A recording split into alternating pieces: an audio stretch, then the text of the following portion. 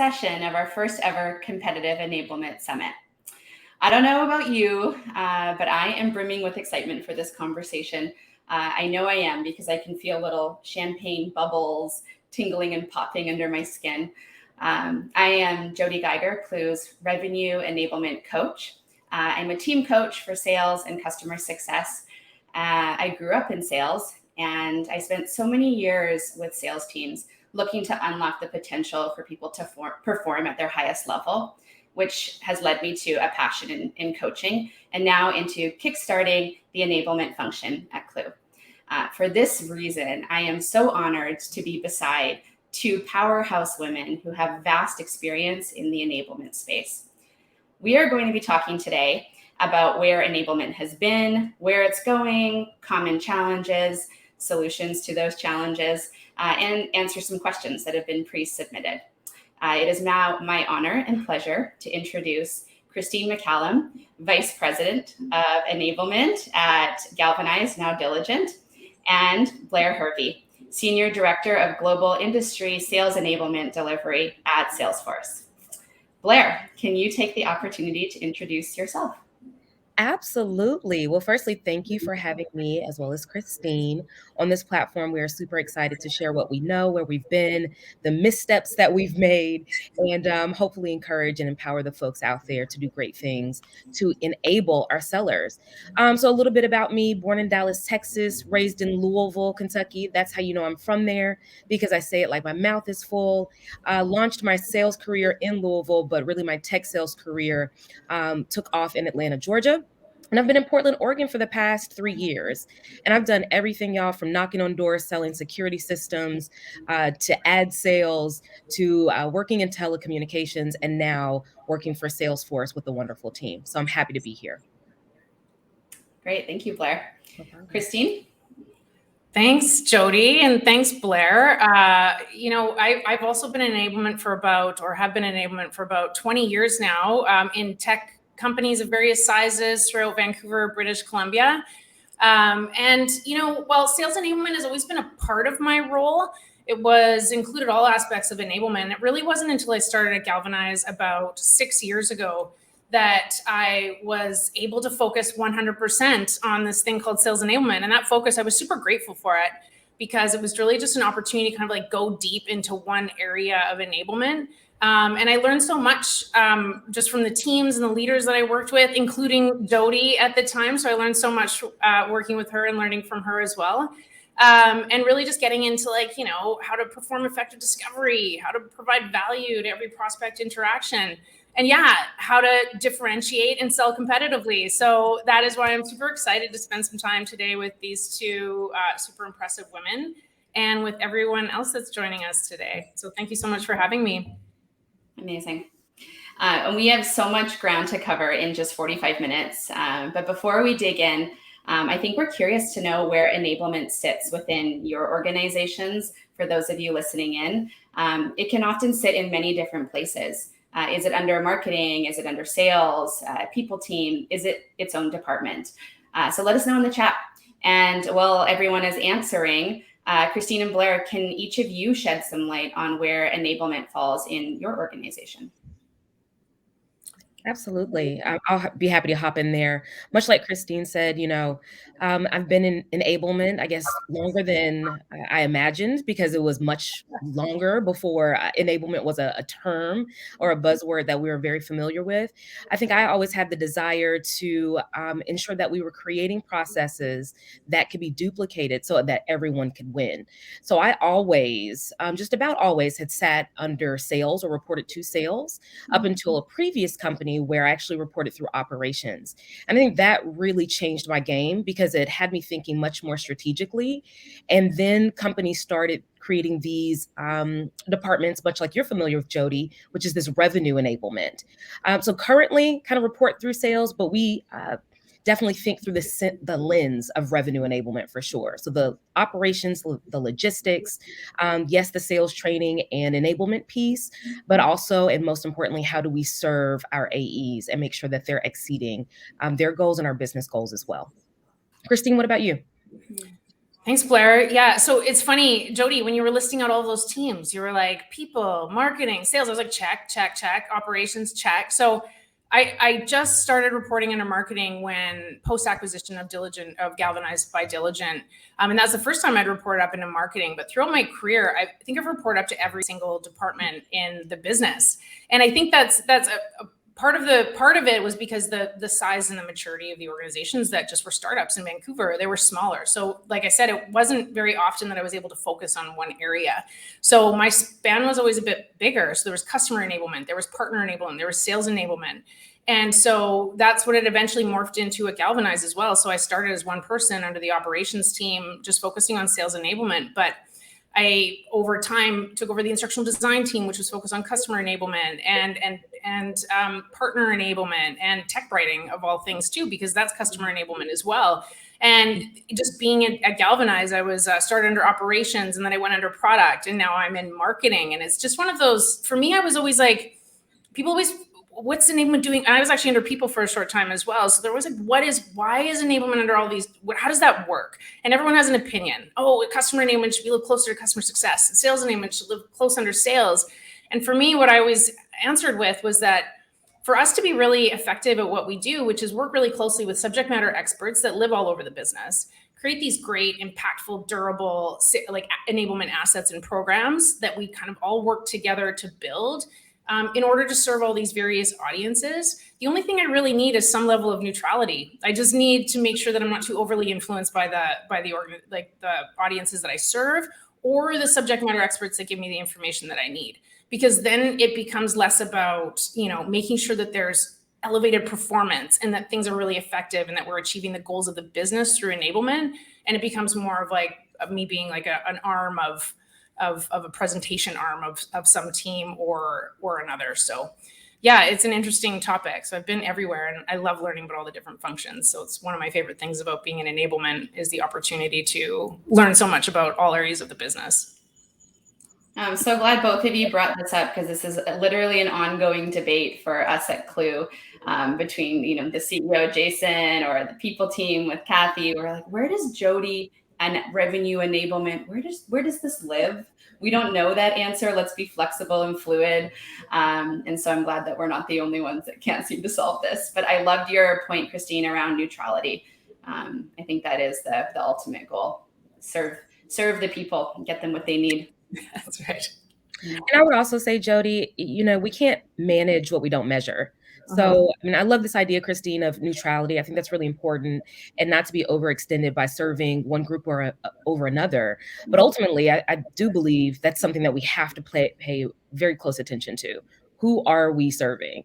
And hopefully your organization, and oftentimes we're working with these small but mighty teams, but hopefully your organization or your department is large enough where you can have these, not necessarily more siloed focused, but swim lanes so that you can serve that particular audience the way they need to be served. So just a thought. If nothing else, measure. Think of the best ways to make an impact and then measure from that. I couldn't agree more. Sorry, I just wanted to say that I agree 100%. So it's like, that is the anchor for us is, I think our tagline in enablement now, so we were talking about V2 Moms recently. So our vision is to enable business strategy. So for me, I'm always like, what is the outcome we're looking for, right? Are we looking to improve ARR? Are we looking to improve expansion, reduce discounting, whatever that is? We are like a means to help achieve that outcome. And you're absolutely right, Blaire. Like, measurement is the key to being seen as a valuable component of the organization and not just a sub-function that sort of delivers things that maybe don't tie back to business success or achieve some sort of objective. Agreed. So how does the measurement play in your existing roles today? Is it then, if you're serving multiple masters really or departments, is it measurements and metrics within each? Is it overall business strategy goals? Talk to me a little bit about that. Yeah, oftentimes I'm looking at the very top and then kind of cascading or figuring out how those KPIs or those metrics kind of cascade down. But that's the main thing that I'm looking at. Christine mentioned it as well, looking at the overarching business goals. What are we trying to achieve? Is, $100 billion or whatever the case may be. That's a big, big number. And everyone's going to contribute to that number in a different way. But ultimately, where can we move the needle and where can we make an impact? And staying really close to the field is really important. Because what I've realized, not just at the organization I'm currently with, but at any organization, oftentimes when we say staying close to the field, we're talking about our sales leaders, or we're talking about, our senior level leaders, which is great. And that's a great place to gather those metrics, to gather those KPIs, to think about what we want those folks to be able to do within a specific period of time. But then we also have to stay really close to the people that are doing the work. So back to Christine's point, if it's customer enablement, how are we touching those customers, hearing from them, and learning about the barriers that are keeping them from reaching those particular metrics? So overarching, again, I would say start from the very top. Think about your business metrics, those overarching goals, because that's what that vision that you create is going to create a North Star for. But then think about, how do you cascade that big number into those separate departments as well, and that'll help you prioritize what should be done now and what can be and should be done later as well. What are your thoughts on that, Christine? Yeah, thank you, Blaire. I would agree. So prioritization is a big part of the measurement, but there's a couple things that enablement, at least for me, should always kind of measure, or not always, it's just consistent. And one of those is ramp time, right? So I don't know about you, Blaire, or you, Jody, but it becomes very clear early on that new salespeople come and new salespeople go, and how quickly we can get them productive is really important. And I think it's actually one of the easier things to measure, because people know, hey, a productive rep achieves quota at this point. So we can count back in months in terms of how long that takes. And of course, not take all the credit for that, but we can definitely influence it. That was one of the reasons I was brought into Galvanize, was because the space was so complex that it was hard to ramp reps under 9, 10, 11 months. So I think that's a great metric that's just sort of universal if that's a program that you own. And then the other one is, I absolutely agree with Blaire. It's every company from a revenue perspective has different goals. Are you trying to consolidate a category like we were? So it's expansion is really important. So you want to keep an eye on those goals and make sure that the programs that you deliver and the enablement assets that you create all are in service of that bigger goal. So yeah, I would just agree with you completely.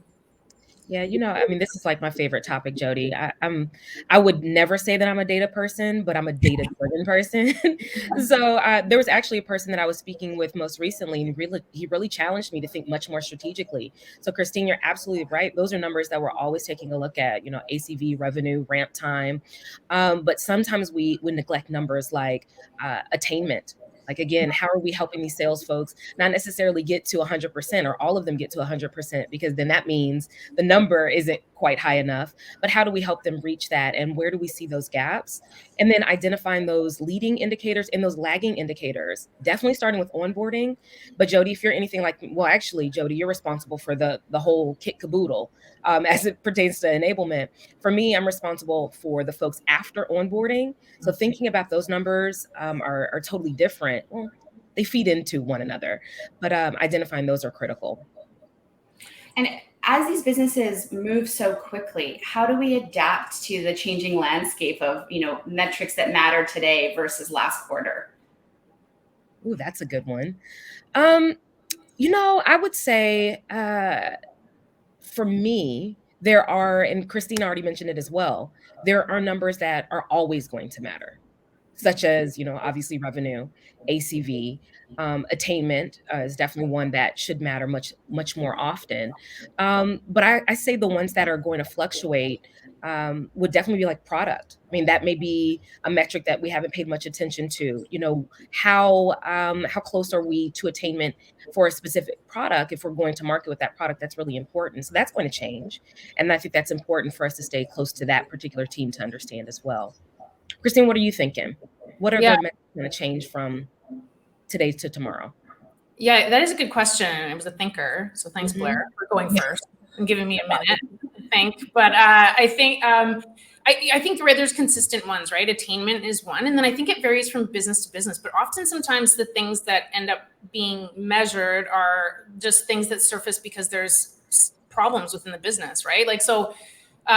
Quota attainment, ramp time, those things are pretty constant. But in the past, it was okay, expansion. But now in my new world, it's different because the way of selling is different. It's less complex. So there was more packages and things like that. And so some of the symptoms that were coming from the business was we see a lot of discounting, right? There's a lot of discounting. And you're like, okay, well, we want to reduce discounting. So that's a metric we want to look at that was kind of new to me and I hadn't really focused on before. So how do we remove discounting? So how do we make sure that people are selling enough value and communicating the value and articulating the value and discovering with the buyer what actually they're suffering from so that we can make sure that we're creating that value up front before any pricing or packaging conversation comes. So you're not all automatically going down to take this feature off and drop like $500 or something like that. So that's a new one for me. And for me, like I said, I just think it always kind of rises as a symptom from the business that that is some either problematic or from the top where it's a strategy. Like cross sell is a really big deal for us now because we have such a broad landscape in terms of industry. So.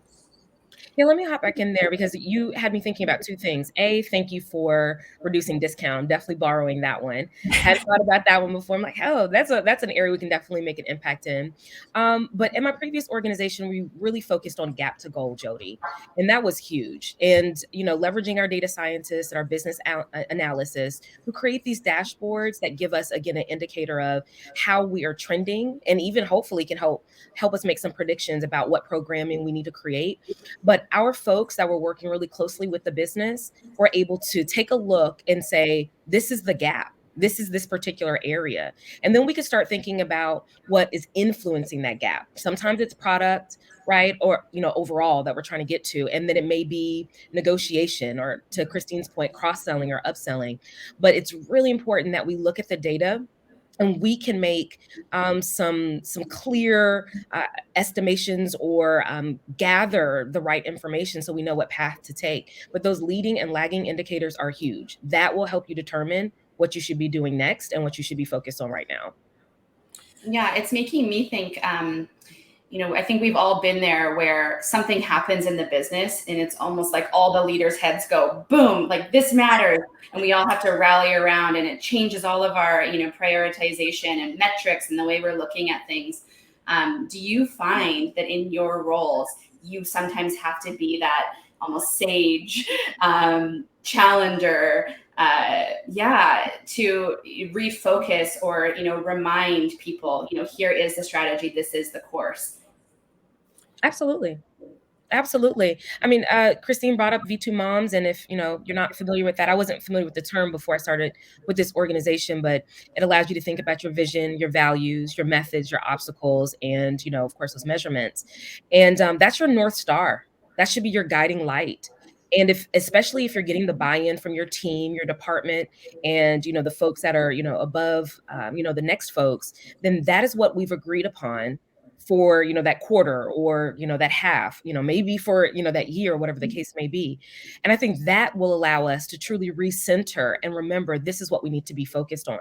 Now, should we be agile, of course, and will we have to pivot from time to time? Absolutely. But we have to think about what are the metrics that really anchor us, much like Christine said. So I think that is, yes, once we come to that agreement, then we all have to be able to agree to disagree to commit, if you will, in some situations and move forward. Yeah, sorry, Christine, go ahead. I was just going to say, I absolutely agree. So I think this is, I'm definitely experiencing this now, right? Where there's just like all these things are happening and there's so much going on that it's difficult to know exactly which way to focus. So the strategy is so important, just like Blaire said. So making sure that we're all orienting at least at a high level in the right direction, in the same direction. And then there's some high level goals there. The other thing when it happens every week, right? Where someone's like, oh my God, we need to figure out something and sell more here. And we need to close something for this quarter. And what are we going to do? And we need to pivot and do all this sort of stuff. And I think what Blaire's mentioned a few times is data and metrics. And so a former leader of both Jody and ours used to say a term that I love, which is referee with data. So let's referee these conversations with data. Okay, yes. Absolutely. So and also you want to make sure that whatever efforts we put into it are effective at solving whatever it is that's being surfaced within the business at that point. So if it's like, hey, we're not selling enough of this particular solution.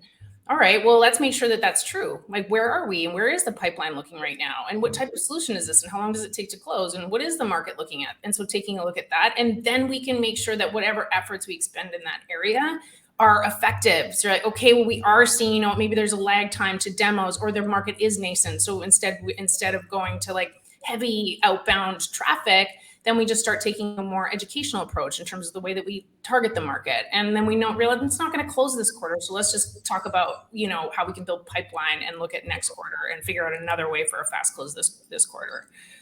So refereeing with data and making sure our efforts are effective helps with, in my world anyway, to help just make sure that all of those things that need to be achieved are meaningful.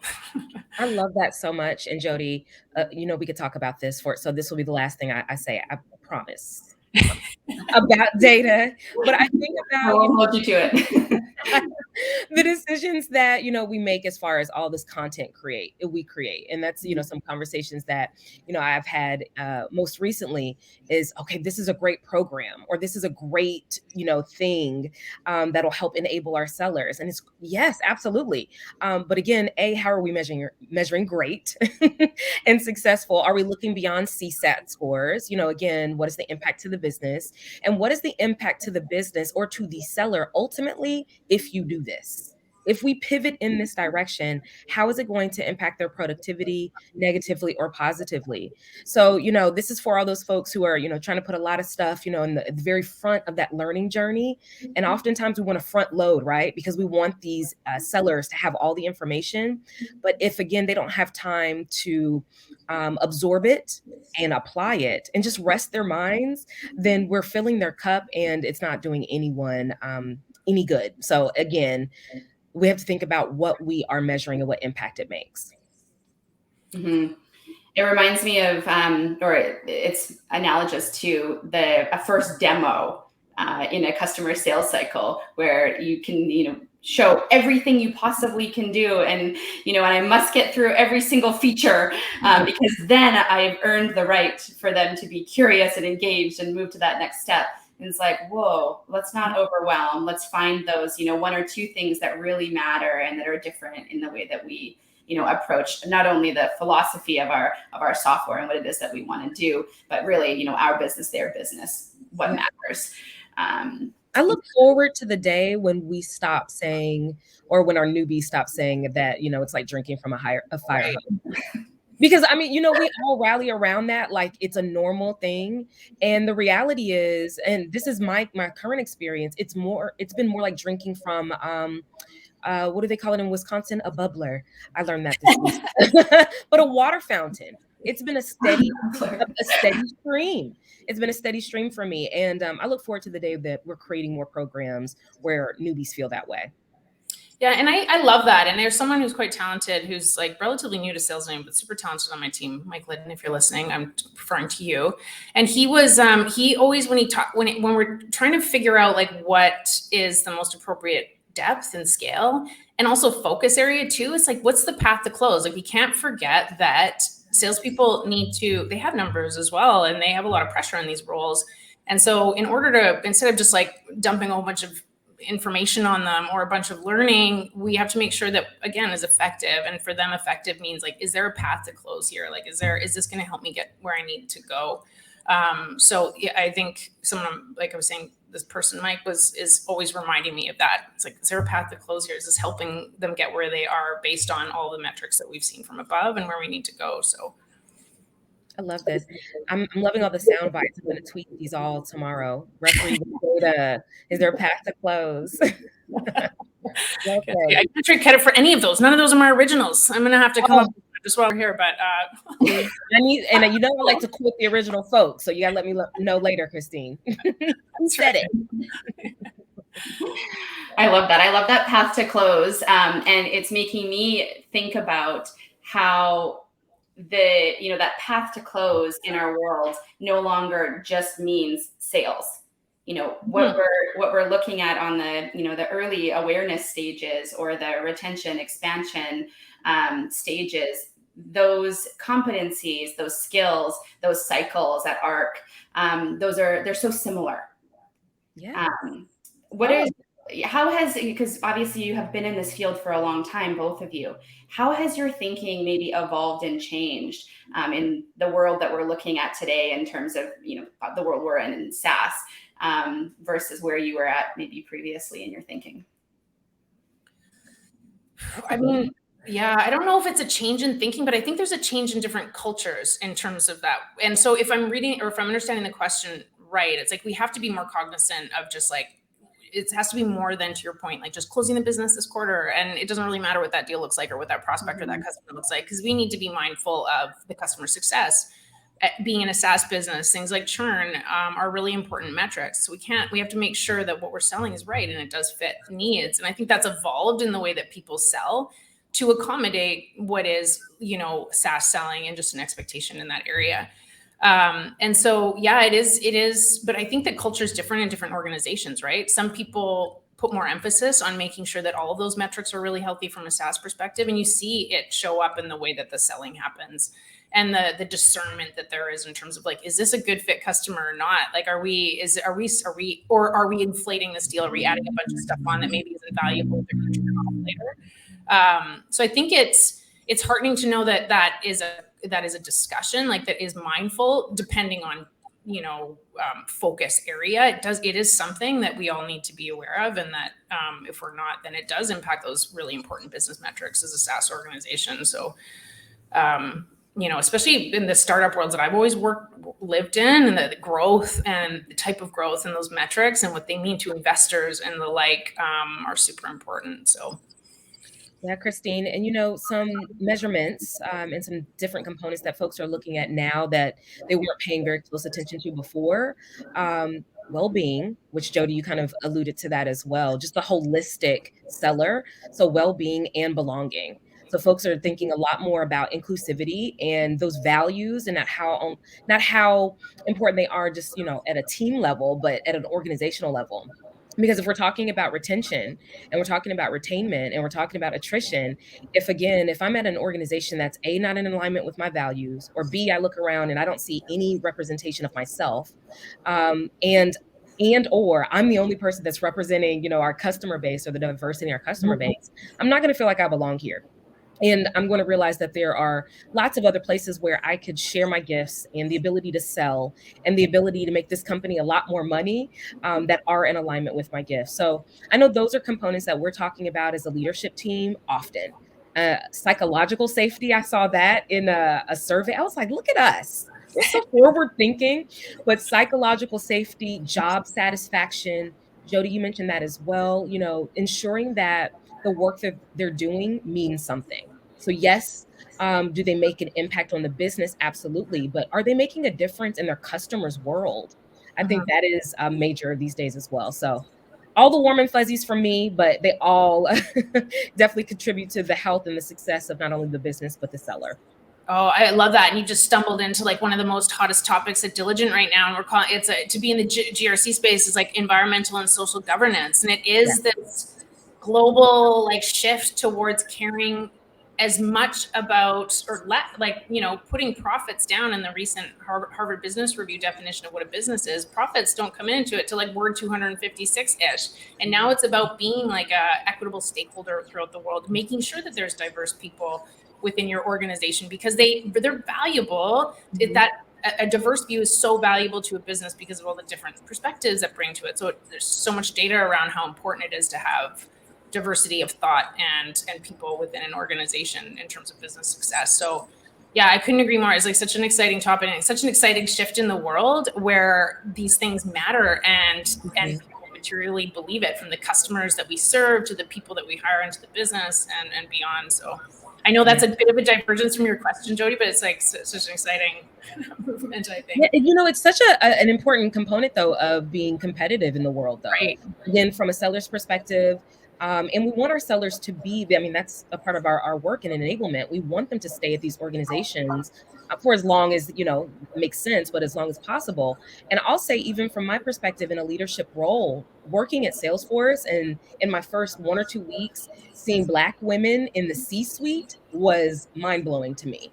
So I can only imagine, coming into an organization where you see representation throughout the entire org is something that's empowering and encouraging, and it encourages you to continue to do a really good job in your role. So I think it's important for us to continue to talk about.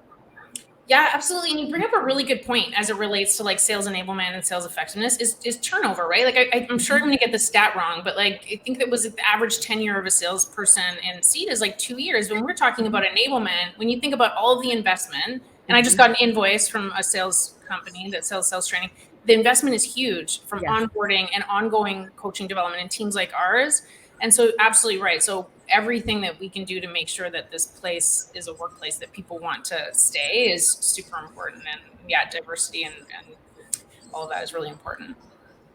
Yeah, and I think that something you said, Blaire, it is a competitive edge today for customers to see themselves in your company and want to represent your company publicly on, LinkedIn, on within peer groups, sponsor you behind closed doors. That seems to be more of the way business is getting done.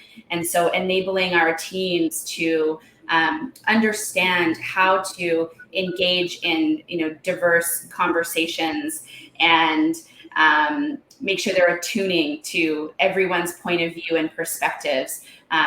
Be it quiet, be it race, be it, ability. There are so many different ways that we show up, especially in an online world today. And I think that that enablement lens of what we're doing internally and externally is often what can be a differentiator when people are choosing to work with us or, purchase from us. Absolutely. It's especially Christine. I mean, I think about, you're saying that you report through marketing.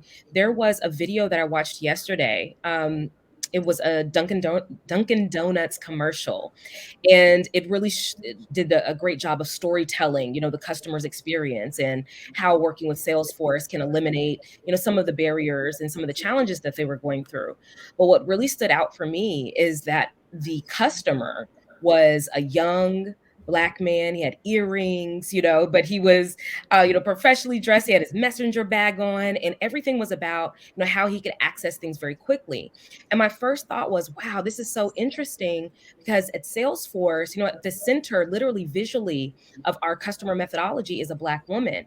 And the reason I do bring up race, I mean, obviously it's a big part of my lived experience, but that's not anything that I had ever seen in organizations like even 5 years ago or so. So to know again that our organizations have an opportunity to impact how our customers show up to their customers is major. And our sellers need to be very cognizant of that as well. Yeah, you're right. That is something that should be surfaced. I remember when one of the, and sorry, I'll let you move us along, Jody, but one of the metrics that we had at our organization at one point too was exactly that. Like, we should have a representation that mirrors our customers. And so we actually had a metric, like, based on what we know about our customers, I forget what it was like 38 or 42% of it, of our customers were women.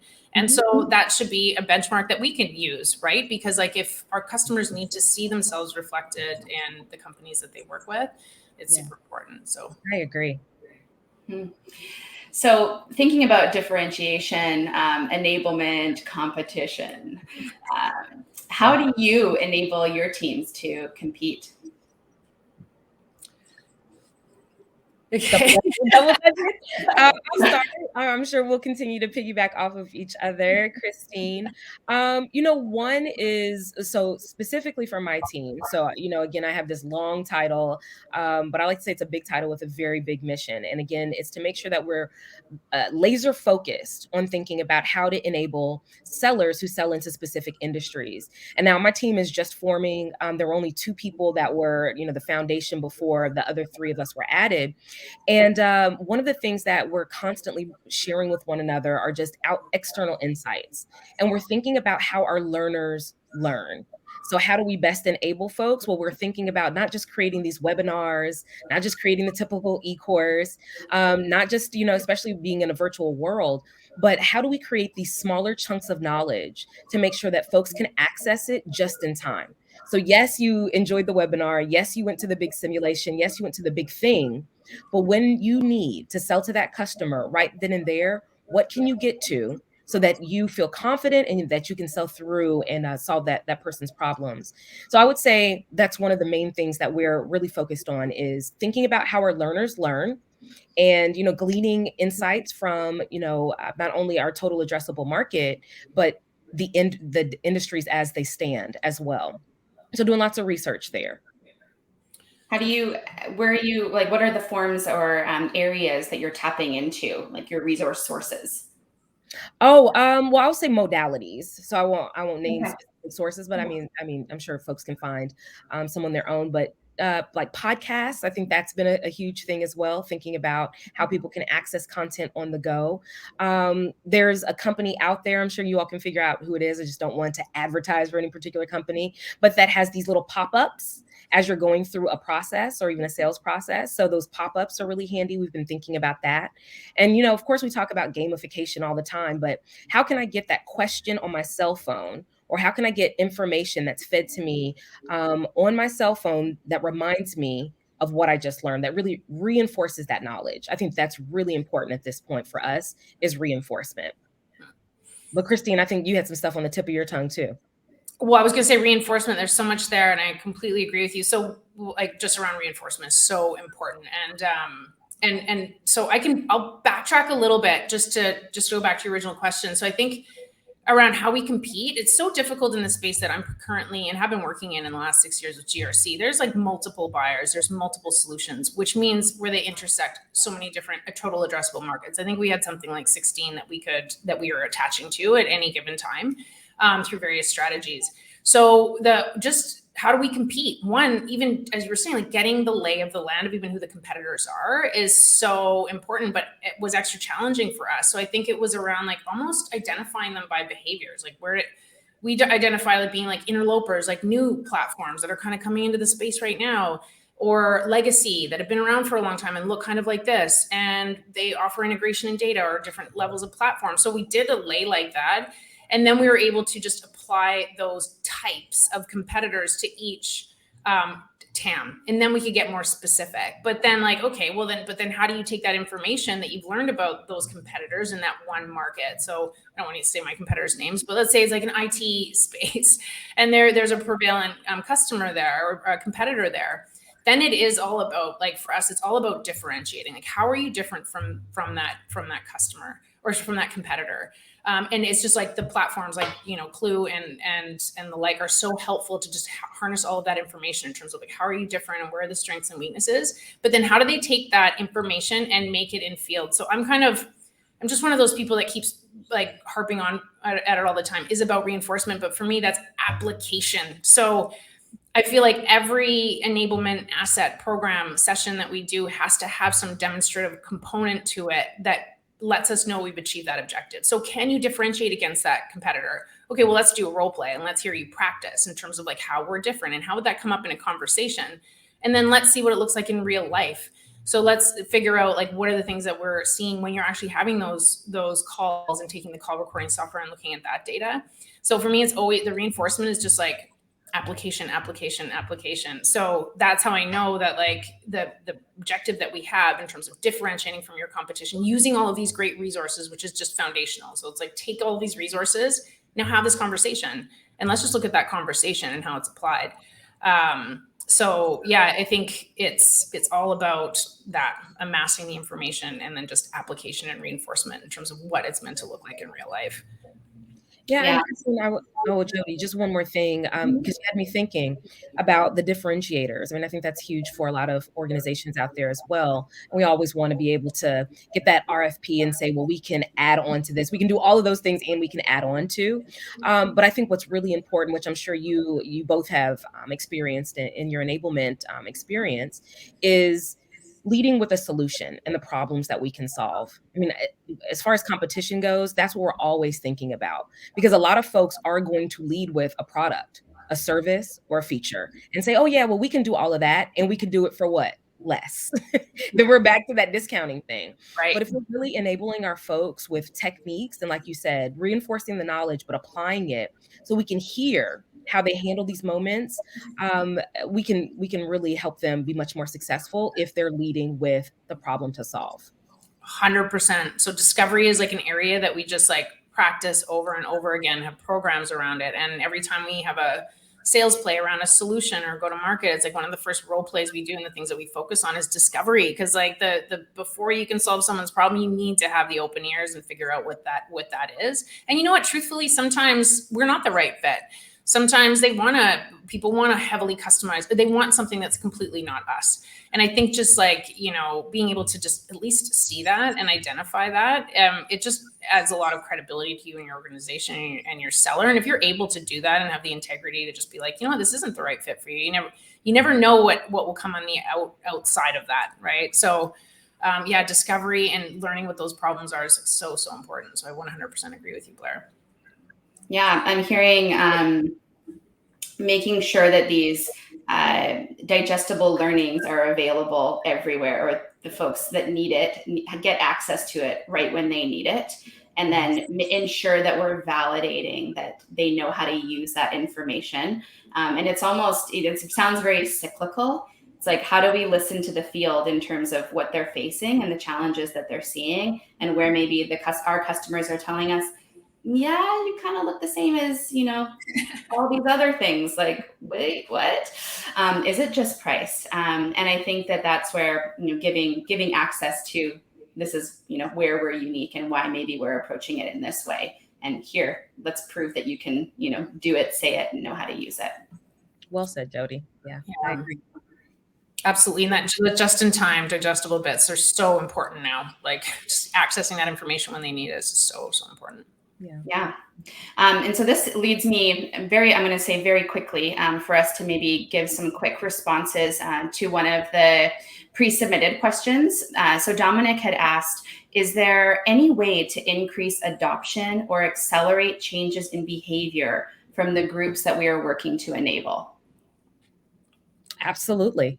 Absolutely. And I think we spoke about it at the very beginning of our conversation, right? I mean, when we're talking about moving the needle or, measuring what we're creating, we need to take a look at the behavior and what we want them to be able to do within a certain period of time. I think that's really what it boils down to. And what are those particular KPIs? And if we're talking about, the very beginning of that journey, of that selling journey, I mean, I think sometimes we get away from the more granular things, whether it's talk time or how many calls they've made or whatever the case may be. We're looking at those things and we can accelerate that learning by, again, we can shorten the time cycle, but not by putting a whole bunch more stuff in a certain period of time, but definitely getting more granular on the things that we're teaching them within that particular time. What are you thinking, Christine? Yeah, and I agree. Like, so getting adoption around, like, let's say content or the things we're rolling out. So I think just like what Blaire was saying, is that like, what is that behavior? So what, for me, effective enablement is the ability to answer a question like, at the end of this session, this program, this asset that you consume, what are you able to do or achieve that you weren't able to do or achieve before? And that is that is the question you need to answer before you roll anything out, because then that leads to the adoption and the behavior, right? And you heard just heard me talk about it, but I'm like, and everyone can attest to here that I won't roll anything out until there's a practical component, because you can throw assets and presentations and materials and e-learning courses at people. And we all know that you can go through them and retention is super low. It's only when people are expected to apply that knowledge that they've been given into a certain scenario that ideally is real world and directs them to that behavior that we want to see, that there's any sort of real material retention increase. So if the behavior is effective discovery, then you give them all those assets, you make sure that they're consumable and they're beautiful and they're relevant. And then you, as awkward as it can be sometimes, you facilitate opportunities for them to practice in role plays or role playing with each other using buyer scenarios, and then submitting gong, I guess I'll use some advertisement as an example, recorded calls to say that here's what it looks like in real life. And then it's that constant. So like Jody, your revenue coach, then that's when the coaching comes in, because then the assets are there, the expectation has been set, the behavior is clear, and then it's so easy, or not easy, then it's easier to be able to coach to that desired performance. So adoption of materials has to go back to, is it driving a behavior, and is that behavior explicit, and is that behavior something that the rep's going to buy into, to say that this behavior and being good at this and being like best in class at this one thing is actually going to give me a path to close. Yeah. So it sounds like aligning the behaviors to those the KPIs that we were talking about at the beginning, or the ways, the metrics that align with our strategy or support our strategy, is pretty critical.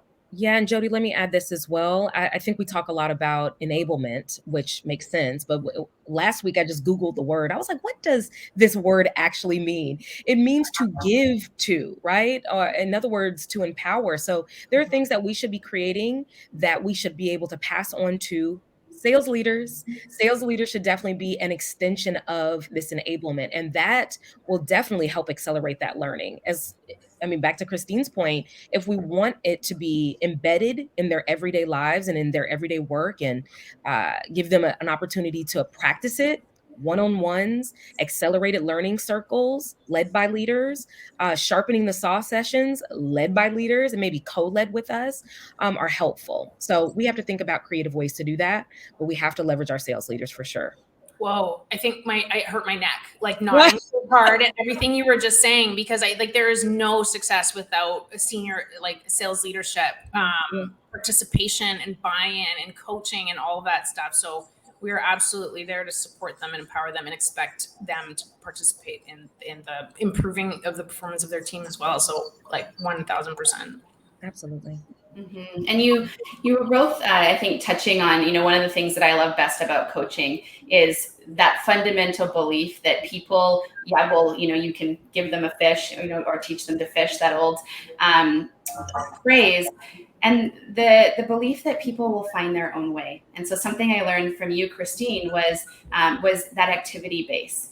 If I can tell something to someone or share something in a PowerPoint, but instead, if an SDR joins a company, do I want them to listen to a video, or do I want them to actually go and set up meetings for them to sit and listen to other leaders in the business? Or do we actually say, hey, this is information you need to find out. Jump, out of that nest right now and go set up meetings with senior leaders in this business for you to find that information, because that's the exact skill and behavior you're going to need externally. Let's practice in a safer space here. And that's, again, that empowerment, that activity that I think we're talking about here. And then that, that buy-in and that coaching culture within that leadership team to support. Yeah, but it was a positive tension. So I sometimes overshoot the mark on that. So I guess what that means is, like, not putting something in front of them is so terrifying that they're shut down, but just enough challenge, like a senior leadership meeting, or like practicing with your peer or your manager. And often those practice sessions internally can be more daunting than external, but the holy grail of positive tension when setting up those real life activities and effective. Yeah, that's a good idea. That's amazing. Well, thank you so much for this dialogue. It has been such a blast chatting with you both. And I feel like we should immediately schedule a coffee date for us to be able to just continue this conversation, because it could go on for hours. And I feel like I'm learning so much from you. I'm wondering, though, where can other folks find you and connect with you if interested? Yeah, for me, it's LinkedIn. I'm Blaire G. Hervey on LinkedIn for sure. And if you'd like some little tidbits of knowledge, or to learn more about how I tackle sales enablement and coaching and help Black women navigate the complexities of the corporate space, you can follow me on Instagram at _corporate_strategist. That's also my website, thecorporatestrategist.com. Amazing. I've been checking you out, Blaire, like in an online way, and I was very impressed. So creepy. Inspired me, like, not in a weird way. Well, maybe, I don't know. Anyway, it's fine. It's fine. I get all the time. Inspired by everything that you're doing, and so I mean, I can't compete. My social game's a bit weak, but I'm on LinkedIn. So, but I'm so inspired by everything that you're doing, just everywhere, to kind of move forward the different initiatives and your thoughts in this space. So. It's amazing. Thank you. The feeling is very mutual. We should definitely work together much more often. I've always wanted to go to Portland. So there it is. You got, you kind of voluntold me just now, but it's fine. You're welcome. You're more than welcome. Hey, Jody, there was one thing that I did want to leave folks with, and I think it's one thing that we didn't get a chance to talk about. But when we're talking about or talking to our sellers and enabling our sellers, one skill that I think we neglect is the art of storytelling. I just want to leave that out there. I just want to leave that out there. Again, I know you're right. We could talk about this for hours, but the art of storytelling. So when you're talking about competitive advantage, that's one of those. Yeah, 100%. I love that metaphor as well, and just play in our stories and in our conversations. Oh, I like that. Yeah, whole other session. I'm hearing a follow-up. I think they're calling our names to come back. We'll answer. But believe it or not, yeah, we have come to the end of the summit, and it's been a jam-packed 2 days of incredible content. I know I've listened in to as much as I can, and I'm looking forward to hearing the recordings, which will be sent out shortly, so everyone can refer back to that content as much and as often as you want. But for now, it is farewell. So please stay in touch, and definitely stay in touch, because Klue has some pretty incredible things just on the horizon. So thank you for joining us. No Thank problem. you for having us, Jody. Great to see you.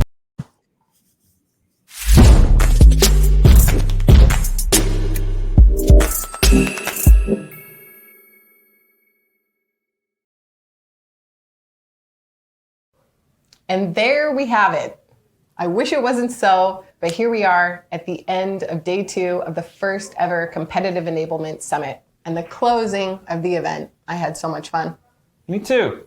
Thank you so much to each and every one of our speakers today. We couldn't have done this without you, and we're grateful for the time and energy that you put in. And Katie, thanks for being my co-host as well. Happy to do it. My pleasure, Adam, and always happy to be the sounding board for your terrible jokes. And thank you all for attending as well. Let us know on LinkedIn what was your favorite session, favorite piece of advice and interaction today. Tag Klue and use the hashtag #CompeteToWin2021, and you'll be entered to win another free prize, including a copy of Anthony's book, a brand new Blue Yeti mic, or a Logitech ProStream webcam. That sounds like some pretty sweet prizes to me. I think so. Although this is the end of our sessions, our networking area will remain open for another 30 minutes. This isn't goodbye, it's just see you later, because Klue's got some big things on the horizon, and we look forward to keeping in touch. See you soon.